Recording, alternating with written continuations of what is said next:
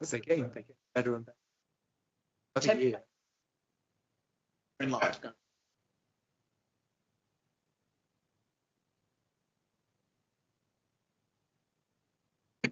Yeah.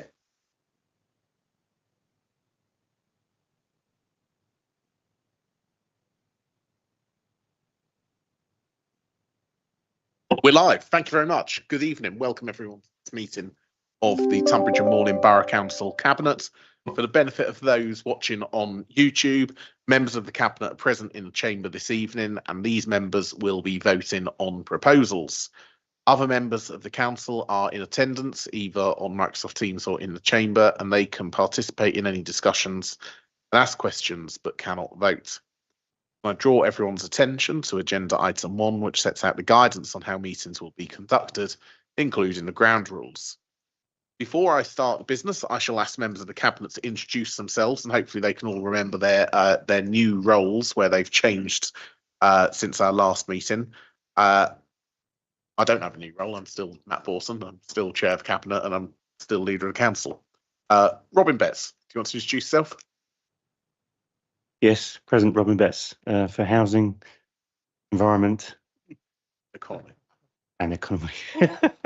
It used to be a lot longer than that. I thought I made it easier by shortening it. Martin Coffin. Thank you, Martin Coffin. That is on, isn't it? Yes, for Finance, Waste and Technical Services. Great. Des Kears. Good evening, Cabinet Member for Community Services. No change here. Adam Memmett, welcome to the Cabinet. Thank you, Matt. Cabinet Member for Infrastructure and Tunbridge Regeneration. And Mike Taylor. Cabinet Member for Planning. Great stuff. I shall now introduce our officers who are joining us this evening. I'll start with those in the chamber, then those online. Damien. Good evening, Damien Roberts, Chief Executive. Alison Paris, Principal Democratic Services Officer. Linda. Hi everyone, Linda Hibbs, Head of Housing and Health. Stuart Edwards, Head of Administrative and Property Services. And those online, hopefully you can hear us. I'll just do you in the order I can see you. So Robert Stiles. Good evening, Robert Stiles, Director of Street Scene, Leisure and Technical Services. Thank you. Adrian Stanfield. Evening all, I'm Adrian Stanfield, Director of Central Services. Thank you. Sharon Shelton. Sharon Shelton, Director of Finance and Transformation. Thank you. Dean Radmore. Good evening, Dean Radmore, Tunbridge Town Centre Programme Manager. And Eleanor Hoyle. Good evening, Eleanor Hoyle, Director for Planning, Housing and Environmental Health. Thank you all very much. I think I've got everyone. Right, we'll move on to the agenda item, the agenda proper. Agenda item 1 is the guidance I referred to. Item 2 is apologies for absence, but we have a full house, so no apologies. Item 3 are the declarations of interest. Does any member have any interest to declare? A stony silence, so I'll take that as a no. No interest for this item. Item 4 is available from page 15 of the agenda. This is to confirm as a correct record the minutes of the meeting held on the 1st of April. Can I take those as agreed, please, Cabinet? That was agreed unanimously. Which will sign them shortly. Page 25 is where agenda item 5 starts. This is about River Lawn in Tunbridge and the voluntary application for registration as a village green. Adrian Stanfield, the report's in your name. Do you wish to say anything on this? Thank you, Chair. I don't propose to say too much because I'm conscious that full council recently considered and approved a motion on this subject. The item is before Cabinet tonight purely because any decision by the council as landowner to apply for registration falls to Cabinet to make that decision rather than full council. And the report sets out all of the considerations for Cabinet to have regard to. So the implications of registration, the release from registration in the future, if that's something the council or any successor authority wish to consider, and any other options that are open to the Cabinet together with the financial implications. But as I said, I'm conscious that full council has recently considered this, so I don't propose to add anything else this evening, but I'm happy to take any questions. Thank you, Adrian. I have to say the report is incredibly comprehensive in terms of setting out the reasons behind that. Robin, this is your portfolio. Do you wish to add anything at this point? Thank you, Chair. No, not really. The report is fairly evident of what's proposed. I just hope the members of Cabinet support me in this. I'm sure they will. I think it's good protection for the River Lawn. But as a Cabinet, we've been protecting it anyway as a green area as such with rewilding. So it's just a bit sad. Obviously, the rewilding will have to go. But yes, supportive of village green status. Thank you.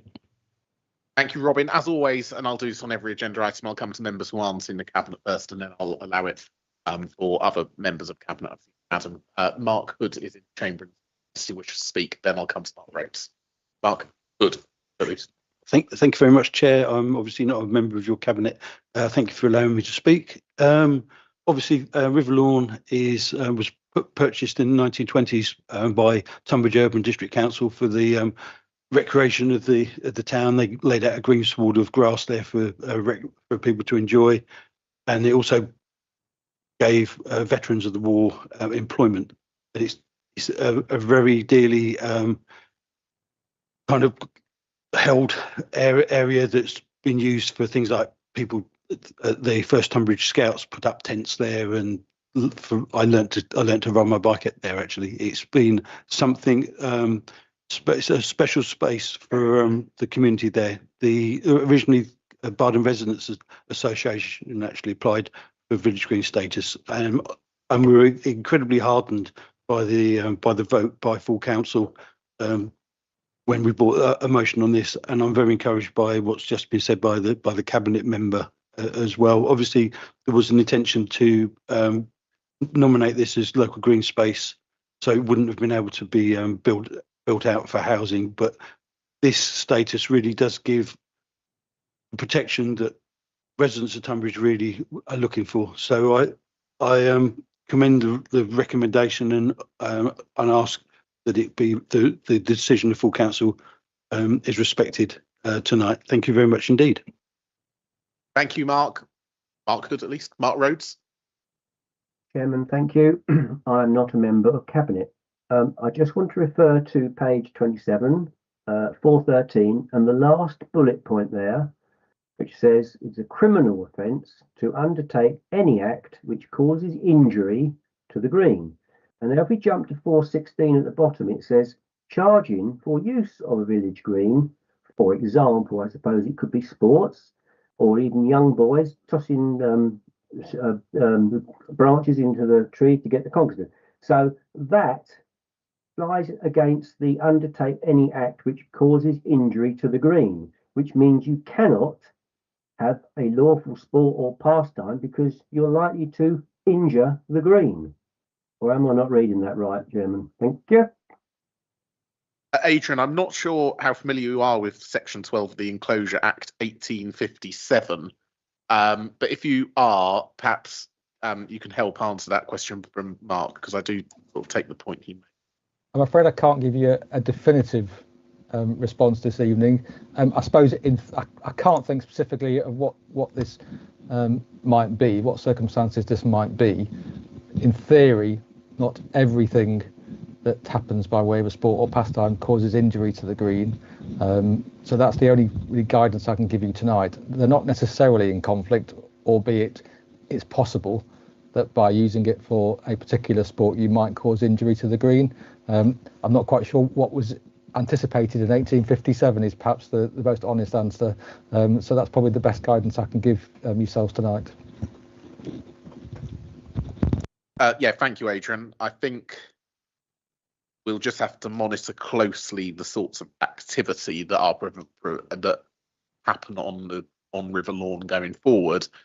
But I think Mark, you raise a fair point about that, and that's something that perhaps as part of our events policy, because obviously if there are any events on River Lawn, they will need to submit the appropriate paperwork. We'll just have to take that into account. So perhaps there's, if you follow up the events team, that's helpful. Does anyone else who isn't in Cabinet have any questions, comments? I don't see any. Cabinet members, I'll come to you now, Adam. Thanks, Matt. Just from my perspective, since I became a councillor, I've always tried to advocate for the green spaces in the town.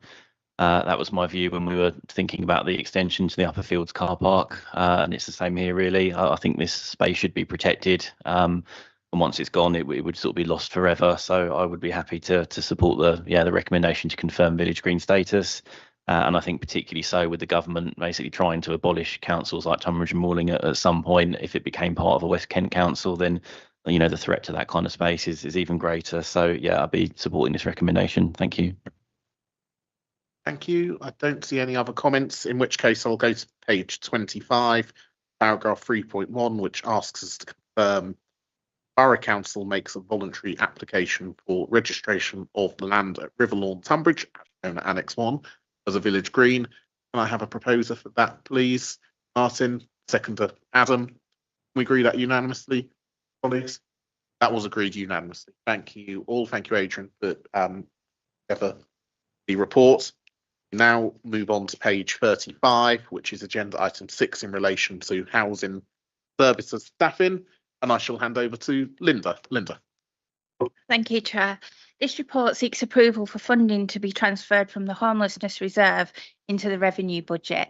This will enable the additional current capacity we've got within the housing service to be maintained, as well as a further 2 officers to be recruited to continue to respond to the increasing number of housing register applications that we're seeing. It will also allow for a temporary period of overtime to help with document checking, assessments and reviews. I'm pleased to report that although we still have a way to go, as of today, we've got the lowest number of assessments awaiting assessment levels since 2023, and we also have the highest numbers on the housing register. So we're seeing really good progress, and we'll continue to report to members on a quarterly basis on that. Thank you. Thank you very much, Linda. And this, in essence, allows us to meet the demands that we've got in terms of our staffing for the service that obviously we have to deliver. I'm looking for any members who've got any comments or questions. I don't see any online. Cabinet colleagues, do you wish to add anything? Robin? Thank you, Chair. Not really much to add, but I'm still learning this new role as such and looking forward to my induction. But yes, a staggering 237 applications a month. I find it, it's quite an enormous task. So yes, I welcome this recommendation and I hope Cabinet colleagues do as well. Thank you. Super. So if we look at the recommendation, which is on page 35 at the bottom of paragraph 3.1, as Linda outlined, this is simply a transfer of £281,601 precisely from the homelessness reserve into the revenue budget to support that temporary in staffing capacity. And obviously there'll be associated recommendations at the General Purposes Committee on the 11th of June. Can I have a proposer for that, please? Mike, seconder Robin, can we agree that is Cabinet? That is agreed. Thank you all very much. Thank you very much, Linda. Agenda item 7 is available from page 39 of the agenda. This relates to change of membership on the Tunbridge Town Centre Programme Board. The recommendations are at 3.1. Dean Radmore is the report's author and is available online. Dean, do you wish to add anything? It should be reasonably straightforward, this. No, this is a fairly straightforward report based on change to Cabinet and recommendations for how that affects the Tunbridge Town Centre Programme Board. Yes, thank you very much, Dean. And as the you may be the report author, but I suppose I'm responsible by virtue of the changes that were made to Cabinet.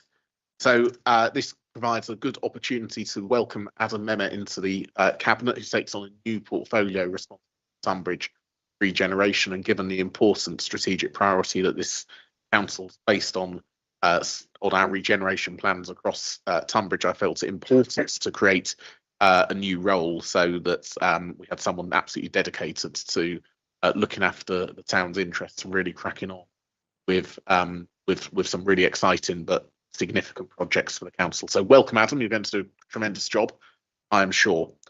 That means obviously that Adam will now chair the programme board, and will replace Robin on it, but Robin's got lots of housing applications to look through based on the last item, and we're asked to nominate a vacant post, which was filled by Robin. I would propose that Dennis King takes that place, if you're happy to second that. Super.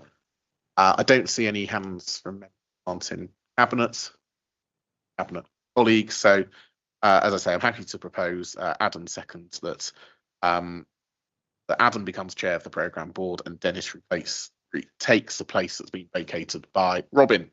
Can we agree that unanimously? That is agreed. Thank you all very much. Right, agenda item 8 is the policy, is page 49, the policy on managing unreasonable actions by complainants. Over to you, Adrian. Thank you, Chair. There are really two reasons why we're bringing this revised policy to Cabinet this evening. The first one is that our existing policy was based upon the then guidance of the Local Government and Social Care Ombudsman, and that guidance from the Ombudsman has recently been revised, so we wanted to bring our policy in line with that. The second reason is that Cabinet recently approved changes to our corporate complaints policy, so our broader complaints policy, and one of the principal changes brought about by that revision was that we moved from a 3-stage complaint process to a 2-stage complaint process. Our existing policy on unreasonable actions made reference to the old 3-stage process, so we needed to revise the policy to bring it in line with our new policy as well. So those are the two driving factors behind this policy. The only other thing I think I would say to members in respect of this is that this policy is very, very much a policy of last resort. We have very few people that are engaged by this policy. You'll see by its nature, we reserve this for complainants who are unreasonable and persistent in their actions. So we will do everything that we can to resolve complaints before we get to this point. But if a very, very small number of complainants persist in actions which are unreasonable, then we will consider engaging this policy. But as I said, it's very, very rare that we get to this point. That's all I wanted to say on this. Thank you, Chair, but I'm happy to take any questions. Thank you, Adrian. Des, your cabinet member for complaints. Anything to add? Yeah, another question, just to support Adrian, what he was saying. I think it was a superb summary, Adrian. And I think the key thing here is to get support from my cabinet colleagues to adopt this policy. Thank you. Thank you, Des. I don't see any hand line. Oh, but I do in the cabinet. So, Mike. Just to say that having seen the complaints process from both sides, I have to say I agree with the idea of a 2-stage process because it shortens it. From the outside, it can look as if things are being kicked into the long grass as we go slowly through the process. So I fully support this. Thank you. Thank you, Mike. And I think, Adrian, yesterday, wasn't it, our new complaints, Monday, sorry. It came in. So hopefully anyone who's engaged in complaints will see that streamlined system, as Mike said. And hopefully we end up with no more than 3 current cases with the unreasonable actions that which are considered unreasonable. That would be very helpful. But what we're asked to do is just simply to approve the revised policy, as Adrian said, which is available at Annex 3 from page 81. Des, happy to propose that, are you? Yep. Okay. Mike's happy to second. Can we agree that, please, Cabinet? That was agreed unanimously. Thank you all very much. Thank you very much, Adrian, for your work on the policy too. Right, page 87 is where we find agenda item 9. This is the review of the Parish Partnership Panel, which came before the Overview and Scrutiny Committee meeting of the 3rd of April 2025. Anita Oakley is Chair of Overview and Scrutiny. Anita, did you wish to add anything to the recommendation that came from the committee at that meeting? Thank you for inviting me. No, I think the report is quite straightforward, and I don't think there was much enthusiasm for changing the Parish Partnership Panel, which is a successful body. Absolutely agree, Anita, and there was a really good meeting of it last week too. So I'll now come to any member who wishes to comment. I don't see anyone. Now let's Cabinet. Mike. Just an observation about the operation of the parish partnership panel, because I've been attending it for many years now, and it does seem to be taken over by a few vociferous people like me. And I don't know how we get parishes to engage and come forward. They turn up in greater numbers now, but they don't seem to want to engage. I don't know what we can do about that. Thank you. No, it's a good point, and we had a really good turnout last week, actually, both in person and online. And obviously, the recommendation is that all future meetings are held in this room with the opportunity for parishes and members to join remotely too. So I think it's worth monitoring that, and perhaps picking up with Roger Dawson as chair of the parish partnership panel how we move that forward. Because you're right, some parishes engage much. But Des? Yeah, I think Chair, if I could take an action. I hate giving myself actions, but I'll take one for this one. And that's to perhaps write to all the parish clerks just to say about levels of engagement, because my colleague to my left represents Stansted Parish Council, who didn't even know we had an antisocial behaviour enforcement team, and I've only been on the Warpath for the last year and a bit. So yeah, look, there is some work to be done, and I'll take that action away and write to the clerks to get representation at the PPP. Any opportunity for you to write to the parish councils about the antisocial behaviour enforcement team, Des, I'm sure you will take. So if you can mention at the same time that their attendance at parish partnership panels is welcome, that's fantastic. Right, based on the recommendation that Anita described, I'm happy to propose. Can I have a seconder, please? Des, thank you. Can we agree that unanimously? We can agree that unanimously. Thank you all very much.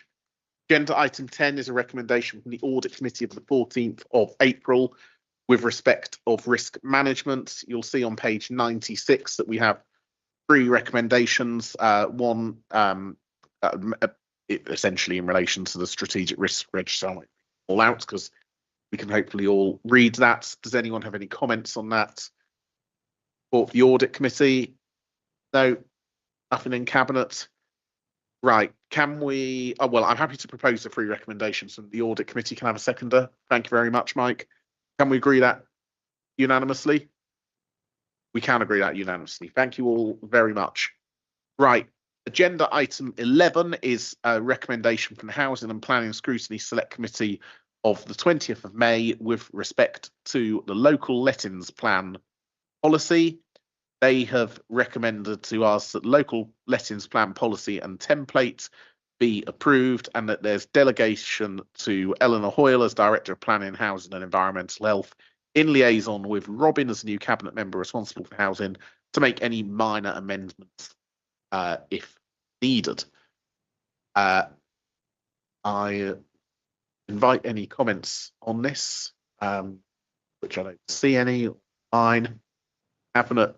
No comments on Cabinet, so I'm going to assume that we're all happy with the local lettings plan policy then. Can I have a proposal for that, please? Robin, I'm happy to second it. Can we agree that unanimously? That is agreed unanimously. Thank you all very much. Right, if I can draw everyone's attention towards the supplementary paper that was published a couple of days ago, that takes us to where we'll find agenda item 12.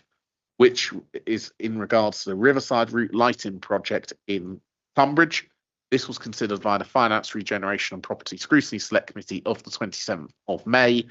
They have recommended four recommendations to us, if that makes any sense, to take through phase 1 of the project through design stages towards the tender documents. That the scheme be transferred to list A of the capital plan. That will have to go to full council if we agree that tonight.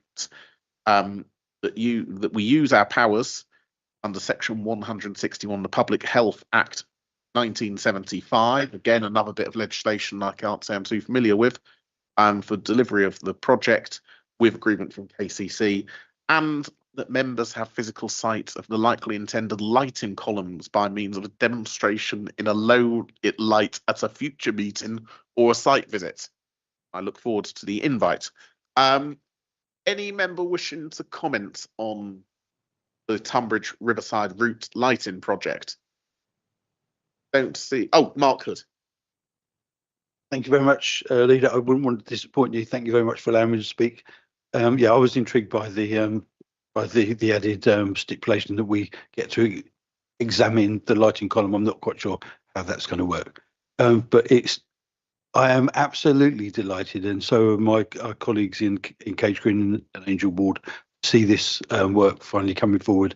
It will be fantastic to be able to encourage more people to use that Riverside route safely.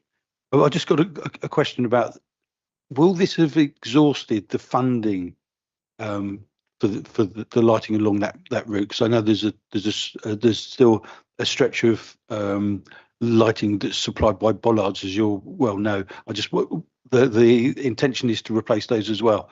So are there developer contributions available for that work at a later stage, or do we have to wait for additional developer contributions? Thank you very much. I'll invite Dean Radmore and Robert Stiles in a moment to come in, because they will have the specifics, but this actually used to be in my wards, and my colleagues at the time and I pushed very hard for this, so delighted that we are here where we are today, because it was complicated then, it's complicated now. This scheme is much more complicated than people realise. Part of the lighting is provided on private land, if it's where I think you're referring to, which is by Town Lock. So of course we can't replace lighting on private land, but perhaps Dean and Robert, you can answer that and the question about outstanding Section 106 contributions. Roberts? Yeah, just in terms of the 106 payments, I mean, we are able to fully fund this through 106 and also a combination of other opportunities that we've identified. There will be some money left over at the end. It's not a significant amount, but as we know, this is part of a broader capital plan scheme that is within List C, which is subject to developer contributions. So there is some money left over, but not significant. Dean, anything to add? Yes, thank you, Chair. Yeah, I would just add, we've now carried out feasibility. We haven't carried out full design, and we haven't got tender cost back yet. So until we obviously get that, we won't know the true value of this work. Great, thank you, Mark. Mark Rhodes. Chairman, thanks. I'm still not a member of Cabinet. The reason I added recommendation, asked to add and was supported to add recommendation 4, and it's very simple. We are introducing lighting in an area that is currently dark, and there are residents on the other side of the river who will be affected. Now, it's not out of this world to ask for a system that we are going to be using to be positioned, and I know Robert Stiles maybe not agree with this, but there's no harm in asking for a system we're going to use to be installed, let's just say, I don't know, down the corridor outside the council chamber. We turn the lights off and we see the image and the effect of the lighting that's going to happen. Because if the lighting's put up and it's no good, it's too bright, the spread is wrong, it's too late. So I always want to see something. I mean, I've been on the council long enough, and Anita Noakley and Eve Fanny's there, she will remember, we used to get bricks and tiles and bits of wood to look at Area 1. So it's no different to that. And I still think we should see what we're getting before the finished job. Thank you. Thank you, Mark. And I actually spoke to my brother about this because he lives I think in the area that you describe. And I said, do you think the lighting would be visible from the Blossom Bank development where he lives? And said, yes, I do. So I do actually support. It's a very good point that you raise about the impact of that lighting. So as I say, I look forward to seeing the lighting columns at some point in the future. Anita, your hand went up.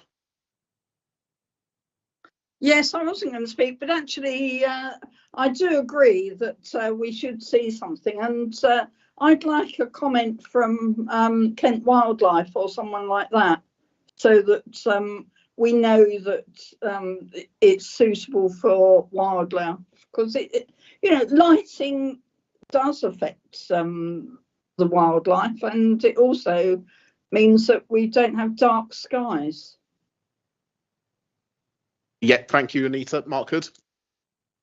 Thank you very much, Chair. I think that anybody who was at the meeting where this was discussed would have been massively impressed by the huge amount of detail that went into the presentation of the paper in terms of light pollution. And we were told that the lighting was going to be angled in a certain way. I've been very impressed when as a Tunbridge Angels fan, when we had the new floodlighting there, we were told, oh, it's going to be much brighter, but we're going to be able to angle the lights down, and it's going to be far more efficient in terms of light pollution and energy use. And when I came out of the stadium, having been to the game for the first time, I could barely find my car. That's how efficient it was. So it's been very well thought through, and I'm sure that members will be reassured when they see the effect. Thank you. I don't see any hands. So come to cabinet members. Adam Mehmet, then Mike Taylor. Thank you, Matt. As much as I would like to, I can't claim any credit for this. It's been a long time coming, sort of before I became a cabinet member, but I think it's really positive, and it shows the council's commitment to improving Tunbridge Town Centre, enhancing the public realm, and it's a sort of key area of connectivity between the High Street and sort of Cannon Lane and the sort of the retail park. So yeah, all really positive. I'm grateful to the officers for all the work they've put into getting this over the line. Obviously some difficulties with sort of various land ownerships and things, so it's good to see that's resolved, and yeah, hopefully we can move it forward and get these things installed and then go for an inspection. Thank you. Thank you very much, Chairman. I just wanted to pick up on the impact on wildlife. We've got a little row of spotlights on the back of our bungalow shining up across the garden, and we can sit there and watch badgers, foxes, hedgehogs, sorted cats and other wildlife. It'll take a blind bit of notice once they get used to it. Thank you. I don't see any other comments. I think we've discussed these lighting columns in enough detail, and there's not much more we can do until we see them. So I'll take all 4 recommendations together. No one fundamentally has spoken against them. Can I have a proposer, please? Adam, thank you. I'm happy to second, or Mike can second. Can we agree that unanimously, Cabinet? That was agreed unanimously. Thank you all very much. We now come on to agenda item 13. That's on page 159. These are decisions taken by Cabinet members. As ever, I will ask each Cabinet member to talk to the decision that they've taken. And if any member who isn't in Cabinet wishes to ask a question of the Cabinet member about that decision, please do stick your virtual or physical hand up. The problem we have this time, though, is that the first 3 decisions were taken by Kim Tanner, who is now no longer a member of Cabinet, so it falls on me to explain them all. However, there isn't much to explain in relation to business rates write-off, which was taken on the 1st of April, business rates discretionary relief awards on the 1st of April, and an application for a section 13A1C council tax discount. The first one is simply writing off business rates that claim back, having exhausted every avenue. The second one is simply the award of any discretionary rate relief with regards to business rates where they met the eligible criteria for discretionary rate relief. And the third one is, as it says on the tin, really, just applying a particular council tax discount for a property. Fourth item, which is from the 14th of April, is in relation to the antisocial behaviour enforcement team. Goes over to Des. As you know, Chair, I don't like talking about this subject. Look, the fully funded ASB enforcement team went live 2 to 3 weeks ago. Kingdom are our chosen partner. They are in place now until mid-November, because what we wanted to do is incorporate Halloween and fireworks season, which we didn't do last year, and there were some significant issues. They've already had an impact immediately in the first few weeks, just at Snodland this weekend, and I can see Sue Bell's in the meeting. They engage with a lot of youths who are causing problems at the cricket club, and we've got some very nice feedback from members of the cricket club and the community about the ASB enforcement team's engagement. So really happy that they've gone live. They've increased their number to 4 members. It was only 3 last year. and we're looking to get more deployment and more coverage of the borough through that. And it'd be remiss of me to say a big thanks to our parish councils for their contributions thus far. Thank you very much. Thank you very much, Des. And the final decision from April was one taken by Martin, who had active travel in his remit at the time, in relation to the Active Travel Capability Fund grant. Anything to add, Martin?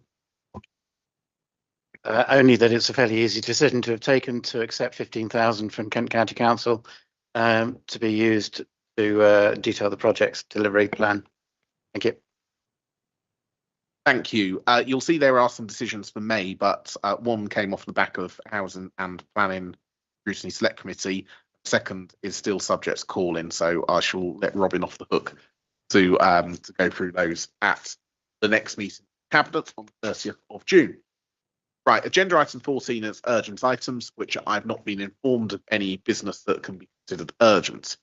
Agenda item 15 asks me to put forward a motion to ask that the press and public be excluded from the remainder of the meeting because there are items on the agenda which include information where the publication could disclose exempt information. So can I have a proposer to move into part 2, please, as it's called? Martin's happy to propose. I'm happy to second. Can we agree to go into part 2, members? We can. Thank you. I'd like to wish everyone watching us on YouTube a very good evening, and I'm terribly sorry, but we're going to have to exclude you from the rest of the meeting. But I hope you've enjoyed watching our Cabinet meeting, and perhaps, Joe, you can inform us once the YouTube stream has finished.